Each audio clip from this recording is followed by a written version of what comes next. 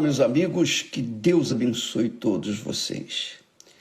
E todas as vezes, essa é a garantia que eu tenho de Deus. E é a garantia que Ele passa também para vocês, para todos nós. A garantia. A garantia.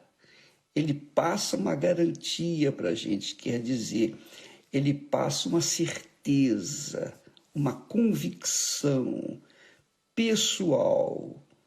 Quando ele fala, ele não deixa dúvidas.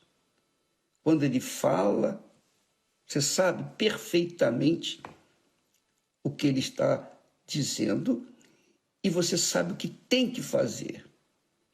Agora, você tem que, se você crê, se você tem certeza, você vai em frente, você obedece. Se você não tem certeza, você fica, obviamente, na dúvida. E o diabo trabalha justamente com isso, com a dúvida. Você tem que entender, amiga e amigo, que a fé é uma certeza. Certeza de que Deus fará aquilo que prometeu que faria. Ele prometeu que faria. Isso é a fé. Você creu? Você crê nessa palavra, nessa promessa? As pessoas creem, por exemplo, na palavra do médico, do dentista, não é isso? Creem na palavra das pessoas que tratam de negócios. Você vai fazer negócio com alguém e então há uma troca, há um negócio. Então você crê na palavra da pessoa que está negociando e a pessoa que está negociando com você crê na sua palavra. Então há uma troca de promessas. Assim também é no casamento. No casamento é uma troca de palavras. Você não vê o amor, mas você sente o amor. É isso? Você sente. No que diz respeito à fé, não é sentir a fé. Fé é uma certeza, é uma convicção pessoal, é sua. É uma coisa exclusiva. Ele deu para você, então você creu, então é para você. Então, tudo envolve a palavra neste mundo. O mundo gira em torno da palavra. Então, quando a gente crê na palavra de Deus, no que está escrito, a gente aguarda, espera, confia. Da mesma forma como a gente confia no remédio, numa vitamina. A gente confia, esse remédio, essa vitamina vai fazer bem ao meu corpo. Então, você toma aquele comprimido e fica esperando. Isso é fé. Essa é a fé. Imagine se você, eu não creio nisso aqui, então você não vai tomar. E o mundo, o diabo e os seus filhos trabalham com a palavra de dúvida. Presta atenção. O diabo e os seus filhos, seus seguidores, trabalham com a palavra de dúvida. Foi isso que o diabo fez com Eva. Eva caiu e, consequentemente, levou o mesmo espírito da queda para Adão, e Adão caiu. Quer dizer, o diabo usou a Eva fez Adão cair. Ora, amiga e amigo, Deus é palavra. O que ele falou tem que acontecer. Não há a mínima chance de não acontecer. É claro que não vai acontecer no tempo que a gente quer. Você não toma um comprimido, um remédio e espera ser curado na hora exata. É ou não é? Todo mundo dá um tempo para a vitamina ou o remédio fazer o seu efeito. É um tratamento. Mas você continua no tratamento, você não vê o resultado no mesmo dia, não vê o resultado no dia seguinte, mas você confia, você crê, você tem certeza que vai chegar o momento que aquela vitamina, aquele remédio vai fazer efeito no seu corpo. Não é assim? Isso se chama fé. Por isso que você toma de 6 em 6 horas ou de 8 em 8 horas. Você obedece, porque você creu. Você creu na palavra do médico, você creu na vitamina, enfim, você creu. Assim também é a palavra de Deus. A palavra de Deus não é um sentimento. Por exemplo, as pessoas gostam de usar a fé envolvida com o sentimento, gostam de sentir. Então, quando a pessoa gosta de sentir, ela lê salmos, os salmos bonitos, salmos de Davi, de Asaf e tal. São salmos, são poesias, são orações, são maravilhosas. Mas se a pessoa não crê naquilo, não colocar em prática, então aquela fé fica como fumaça. Ela vai desvanecer. Não adianta você sentir bem. Há pessoas que leem o Salmo 91, olha, aquele que habita no esconderijo do Altíssimo, poxa, que forte, bacana. Aí você fica entusiasmado com aquela promessa. Mas passou aquele momento, vêm as dúvidas, vêm os medos. Por quê? Porque a sua fé estava fundamentada nos seus sentimentos. Mas quando você apoia a sua cabeça, sua inteligência, seu espírito é a inteligência. Então, quando você apoia a sua fé no que você entendeu, no que está escrito, você não vê.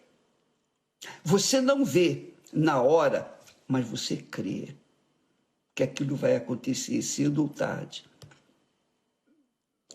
O diabo e os seus filhos trabalham com a palavra ver para crer. Não é isso? Todo mundo sabe dessa frase, só vendo para crer. Eu tenho que ver para crer. Pois é.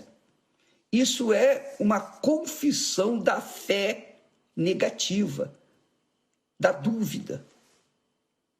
Então, quando uma pessoa carrega isso consigo, então vem a depressão, vem o vazio, vem os pensamentos negativos. Há pessoas, por exemplo, alguém postou lá no Instagram, o bispo, eu recebi o Espírito Santo numa determinada reunião. E eu fiquei muito feliz, muito alegre e tal. Eu estava indo muito bem. Mas, de repente, passou o tempo, veio aquela dúvida.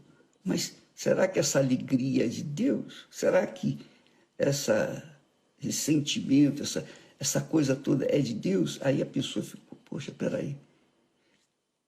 O diabo trabalhou, jogou uma duvidazinha e ela agarrou aquilo e ficou apoiada naquela dúvida. Pronto. Aí a vida dela começou a desandar. Quer dizer, ela saltou da fé para a dúvida. E então, é claro que vêm as consequências. Então, amiga e amigo, preste atenção, eu vou contar para você experiências minhas próprias e eu acho que fica mais fácil para falar, ensinar, do que eu passei, do que eu vivenciei. Aliás, eu não, Esther e eu, nós vivenciamos uma experiência realmente gloriosa, por um lado, mas no momento em que vivenciamos aquela experiência, nós estávamos desesperados. aflitos. Especialmente eu estava extremamente humilhado, envergonhado.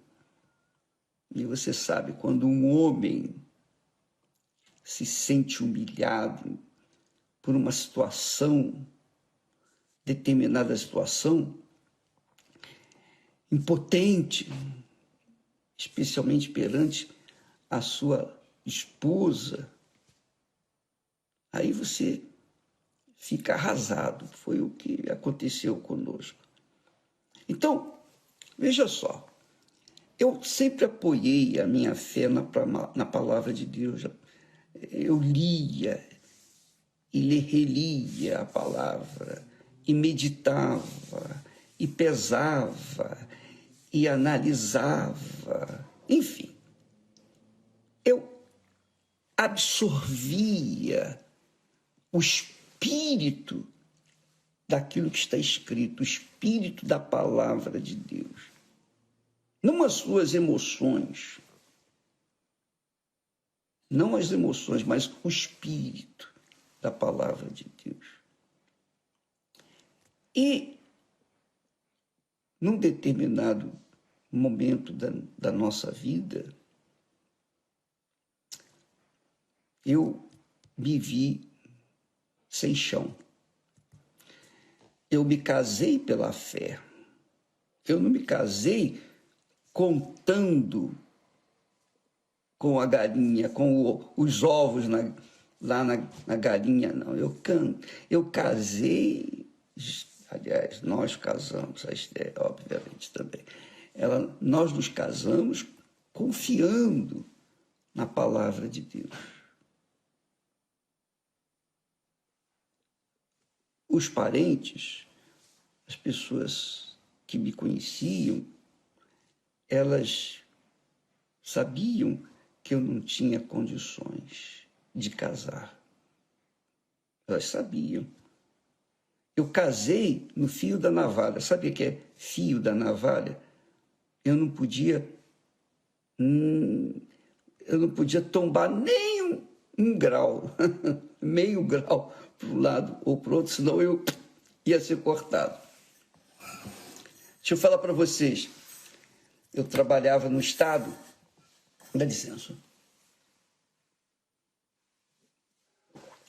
Eu trabalhava no estado do Rio de Janeiro, na Lotérgia, e naquela altura o meu salário bruto era 550 e poucos reais. Então, eu recebia líquido 495 reais, arredondando. Desses 495 reais, eu tinha que pagar, faz as contas, eu tinha que pagar o aluguel, 315, 300 e mais de aluguel e 15 de condomínio, 315. Eu tinha o compromisso do dízimo, que era o primeiro. Eu não sabia que os dízimos eram as primícias. Eu primeiro cumpria com as minhas obrigações. Então, eu pagava primeiro o aluguel, as minhas obrigações. E depois, no final, eu dava o dízimo. Então, 315 de aluguel. Então, o dízimo eram 55 reais. Então, só aí são 370 reais. Me sobravam 125 reais.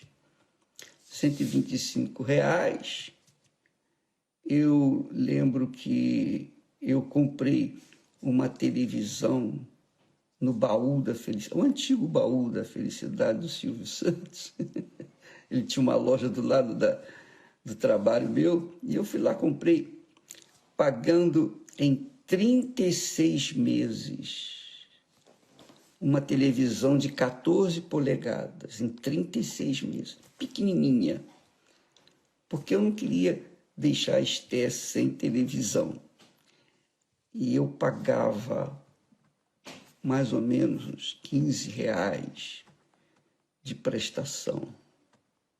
Então, eu tinha R$ 125, se eu não me engano, que me sobravam. E mais R$ 15 de prestação, então R$ 110 que eu ficava. Eu pegava os R$ 100, eu colocava nas mãos da Esther, mais ou menos isso. E ficava apenas com R$ 10 para passagem, ir de volta para o trabalho. Eu não tinha condições. Eu fui um louco. Lembra que nós falamos ontem? A pessoa, Deus escolhe os loucos. Eu fui um desses loucos.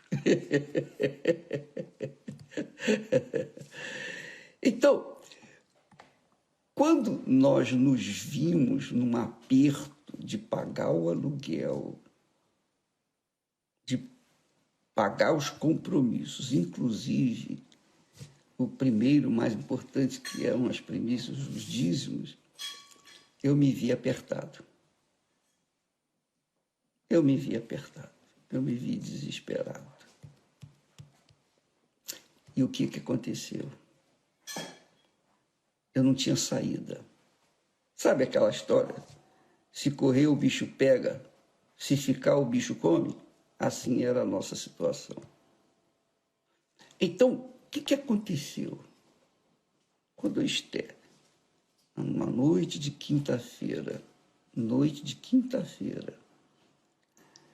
eu cheguei em casa apenas com o dinheiro da passagem de ida para o trabalho no dia seguinte. Eu tinha moedas para ir para o trabalho no dia seguinte. E então, eu cheguei em casa, para mim a Esther tinha dinheiro para fazer compras, etc.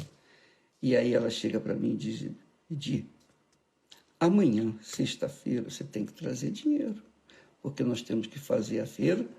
Eu estou com a geladeira aí aberta, sem nada, vazia, só tem água. Nem ovo tem. Quando ela falou isso, subiu dentro de mim uma revolta. Não que ela tivesse me humilhado, não, ela colocou a situação. A inflação estava a galope naquela altura no Brasil. Então, o dinheiro que eu tinha deixado com ela já não tinha mais. Já estava sem nada. E ela, então, falou que eu me senti envergonhado. Poxa, eu a tirei de dentro de casa, da casa dos seus pais. Ela tinha tudo, não faltava nada. E agora, chega comigo, nós nos casamos e eu não tenho... Eu estou desonrando a minha palavra. Eu fiquei muito revoltado com a situação, não com Deus. Eu não estava revoltado com Deus, eu estava revoltado com a minha situação, envergonhado perante a Esther, humilhado, porque eu não estava em condições de atender a situação dela. A situação dela, nossa, tinha que fazer compra. Então, no momento, agarrei, Esther, vamos lá no quarto. Nós fomos para o quarto, ajoelha lá. Ela ajoelhou de um lado da cama, eu ajoelhei do outro, demos as mãos. Eu peguei a Bíblia, botei no nosso meio, assim, na cama. E então eu dirigi a palavra a Deus, revoltado. Como se Deus fosse culpado. Mas eu não estava revoltado contra ele, eu estava revoltado pela situação. E então eu disse, está aqui escrito, Senhor. Coloquei o dedo em Malaquias, capítulo 3, versículo 10, que diz, o Senhor disse, trazei todos os dízimos à minha casa e fazei prova de mim. se eu não vos abrir as janelas dos céus e derramar sobre vós bênção sem medida, de forma que não tereis lugar para colocar tantas bênçãos que eu vou derramar. Mais ou menos isso. Pois bem, eu falei, Senhor, isto que está aqui escrito, foi o Senhor que falou? Ou foi alguém inteligente, sábio, que escreveu para iludir a gente? Iludir os que creem nesta palavra. Não é que eu vou saber. Porque isso que está aqui escrito, isso não leva a mal, não. O que está aqui escrito, eu ouço os pastores falarem. Nós éramos membros da igreja, de uma determinada igreja. Eu ouço os pastores pregarem sobre isso. Derramarei bênção sem medida. Mas agora, nesse momento, o senhor sabe, o senhor está vendo a nossa situação. O senhor disse, primeiro eu disse, está escrito, onde estiverem 2 ou 3 pessoas reunidas em meu nome, eu estarei no meio delas. Está aqui, nós 2 estamos reunidos em teu nome. E aqui está a tua palavra. Então, agora, nós estamos numa situação, num beco sem saída. Não sei o que fazer. Estou desorientado. Há necessidades e eu não tenho condições de resolver essas necessidades. Eu fui audacioso, eu fui corajoso, eu fui por tudo ou nada, ou vida ou morte. A Esther, que tinha sido criada na igreja, ela, quando me viu falar dessa forma com Deus, e eu falei com ele assim, porque eu cria que eu estava falando com meu pai, eu não estava falando com um estranho, um padrasto, não, era o meu pai. Mas eu estava, é tudo ou nada, ouvido ou morte, ou tudo. E ela arregalou os olhos e ela pensou assim, vai descer fogo aqui, nós vamos ser queimados. Isso na cabeça dela, mas na minha cabeça eu estava irado, revoltado com aquela situação. Eu fiz uma oração que não durou nem um minuto. Nem um minuto. Tão revoltado que eu estava.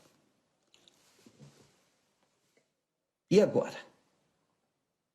Quer dizer, eu coloquei a minha vida, com 19 anos, no altar. Eu entreguei a minha vida para Jesus. Eu não vi Jesus. Fisicamente, não vi. Eu não sentia Jesus. Mas eu cria. Eu cria por causa da palavra dele. Eu cria na palavra dele. Eu fui criado na Igreja Católica e a gente não conhece nada da palavra de Deus. Eu não conhecia nada da palavra de Deus. Quando eu conheci a palavra de Deus, eu fiquei livre. Eu fiquei absolutamente livre de doutrinas humanas. E eu quero ver isso aqui funcionar na minha vida. Foi isso que eu falei para Deus naquela noite. E eu não sabia como resolver. Terminada a oração, que eu já falei, não demorou nem um minuto, fechei a Bíblia, nos levantamos agora, Esther, vamos aguardar, vamos esperar. No dia seguinte, como era costume, levantei cedo, peguei o trocadinho que eu tinha e fui trabalhar. Eu não tinha condições de deixar com ela, nem para ela comprar um ovo. Eu tinha que ir trabalhar. E eu sabia que tinha que arranjar, dar um jeito. Alguma coisa tinha que acontecer. Quando foi na sexta-feira assim, à tardinha, eu saí até mais cedo do trabalho, eu voltei com sacolas de comida. E nunca mais nós passamos aquela situação, nunca mais se repetiu, nunca mais. Nunca mais faltou o pão nosso de cada dia. Deus provou para mim no dia seguinte. Não vou entrar em detalhes aqui porque não convém, para você não ter como referencial do que aconteceu. Aconteceu. Na sexta-feira aconteceu, por volta de 12:30, 13h, aconteceu. Deus respondeu. Graças a Deus. E desde então, amiga e amigo, nós vimos passando para as pessoas, ou tentando passar para as pessoas, a fé que funciona, a fé racional, não a fé emotiva, porque se eu tivesse apoiado a minha fé, se a Esté e eu tivéssemos apoiado a nossa fé na emoção, no coração, no sentimento, a gente ia derreter, a gente ia desesperar, não ia ter condições. Mas nós usamos o quê? O racional. Nós pensamos. Espera aí, eu entreguei a minha vida para o Deus que eu não vejo, que eu não sinto, que eu não toco, mas está aqui escrito. É ele que falou? Então, se é ele que falou, tem que acontecer. Se não foi ele, então eu estou perdido. Das duas, uma. Ou sim ou não. Ou tudo ou nada. Pois bem, é isso que diz o texto sagrado. A Bíblia ensina, está aqui escrito, fé é o firme fundamento, firme, a firme estaca, coluna na rocha, firme fundamento das coisas que se esperam, das coisas que se esperam. E eu estava esperando o cumprimento daquilo que está escrito. E você também tem condições de fazer o mesmo. Você não precisa estar na igreja ou em qualquer lugar sagrado para poder resolver o seu problema ou os seus problemas com Deus. Qualquer que seja o lugar.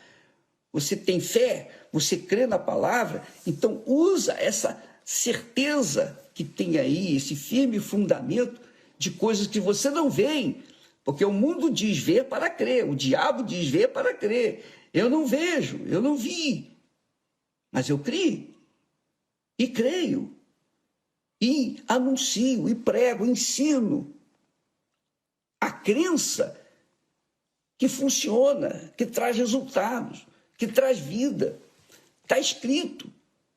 É o firme fundamento das coisas que se esperam, não do que se veem.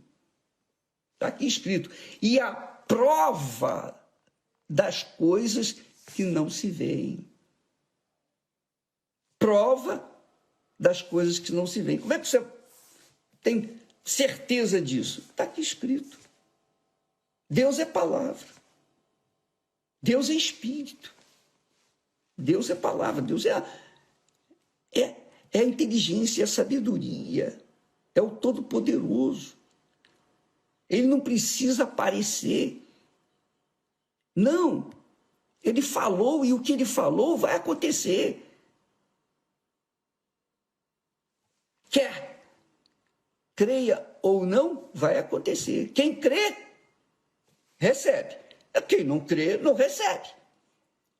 Mas o que está escrito vai acontecer e a pessoa vai receber.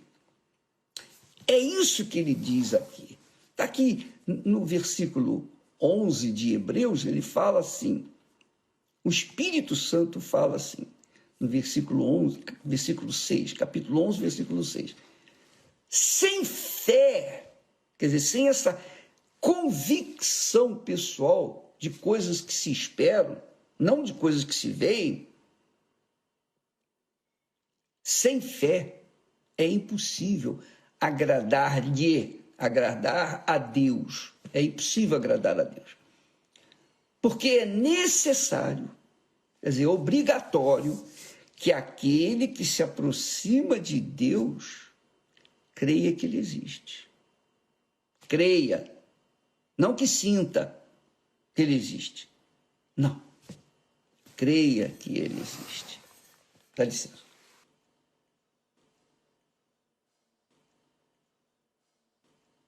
Eu criei. Eu não criei porque eu era especial, nada disso. Não. Eu não criei porque eu era uma pessoa super inteligente, não. Eu criei porque está escrito na palavra de Deus. E o próprio Deus fala lá em Isaías. A palavra que sair da minha boca não voltará para mim vazia, mas fará o que me apraz, que me dá prazer. Assim como a chuva que vem do céu, a neve que cai, molha a terra, rega a terra, dá semente, produz semente para o que come, e não volta para lá, quer dizer, a água vem, a chuva vem, depois volta. Esse processo da natureza é assim. A chuva vem, as nuvens estão carregadas, elas caem, a chuva, regam a terra, faz com que a terra venha dar a semente, o fruto que foi plantado, depois volta novamente. E esse é o processo contínuo. E assim é a palavra de Deus. Mas para que isso possa acontecer, preciso crer. A própria vida humana, não precisa você ser religioso, uma pessoa de fé, nada disso. Você sabe claramente, todos nós sabemos, que se você semeia o trigo, você vai colher o trigo. Se você semeia tomate, você vai colher tomate. Aquilo que você colocar na terra, a terra vai devolver multiplicado. Não vai te dar uma sementinha, não. Vai te dar multiplicado. Não é assim? Todo agricultor sabe o que é isso. Ele semeia 10 e vai colher milhões, porque a semente vai se multiplicar. E quando ele planta, ele crê na terra. Ele vê a terra, ele toca na terra. Assim também é a palavra de Deus. Ela é mais confiável do que qualquer outra coisa nesse mundo. Qualquer coisa que se vê, que se toque, que se pegue. Porque é a palavra de Deus. Então, amiga e amigo, qual é o seu problema? Qual é a sua situação? Nós falamos ontem que Deus escolhe os excluídos da sociedade, do mundo, para envergonhar aqueles que se acham. E Deus escolheu as coisas fracas para envergonhar as coisas fortes. Deus escolheu os que foram jogados neste mundo, não nasceram, foram jogados neste mundo, que não tiveram pai, não tiveram mãe, não tiveram referencial nenhum de família. Mas ele escolheu para chamá-los de filhos. Minha filha, meu filho. E só quando se recebe o batismo com o Espírito Santo, só quando o Espírito Santo desce sobre nós, essa voz, minha filha, meu filho, ecoa dentro da gente. Na época de Jesus, quando Jesus foi batizado, ouviu-se uma voz do céu. O céu se abriu e veio a voz de Deus. Este é o meu filho amado. Então, eles ouviram, escreveram, está escrito isso. Mas quando nós recebemos o batismo com o Espírito Santo, depois de termos nos arrependido e batizado, sepultado a nossa natureza velha, então essa voz ecoa, ela fala, grita dentro da gente. E essa experiência é entre Deus e você, minha amiga, meu amigo. É uma coisa muito pessoal. Por isso, nós temos trabalhado, nós temos pregado, nós temos tocado a trombeta, nós temos divulgado, espalhado sobre o batismo com o Espírito Santo, a necessidade do batismo. Há dois batismos. Primeiro, o batismo nas águas, que é o sepultamento da pessoa. Isso é a parte dela. Ela que tem que resolver o que vai fazer. Eu quero, eu aceito, eu me submeto à palavra de Deus, eu vou obedecer essa palavra.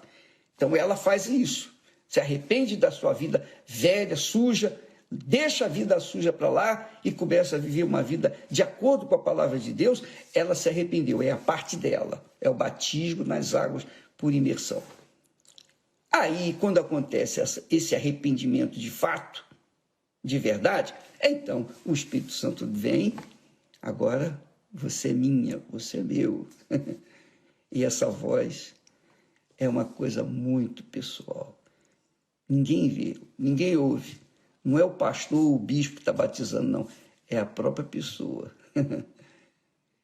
Você vai ouvir. Muitos ouviram. Você que não tinha mãe, que não tinha pai. Agora você tem um pai eterno. Um pai eterno. Um pai... Agora você tem família. Agora você é filha, você é filho. É muito gostoso isso, né? Agora você realmente é. Você pode dizer, Pai nosso que estás nos céus. Então, no momento do aperto, do desespero,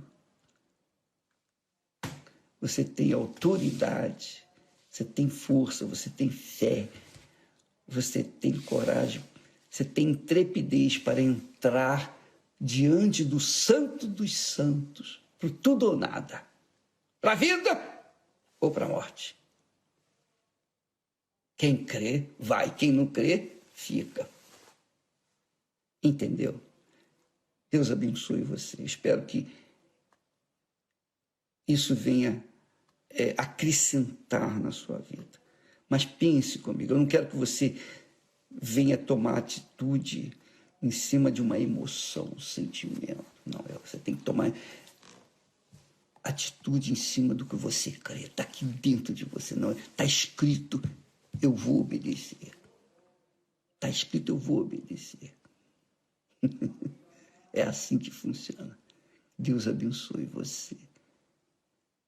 Deus abençoe você. Quer dizer, Ele abra os seus olhos, seu entendimento, sua cabeça, seu raciocínio, seu racional, porque Deus é palavra e Ele fala aqui com a gente. E quando Ele fala, aí já era, acontece. Deus abençoe em nome do Senhor Jesus.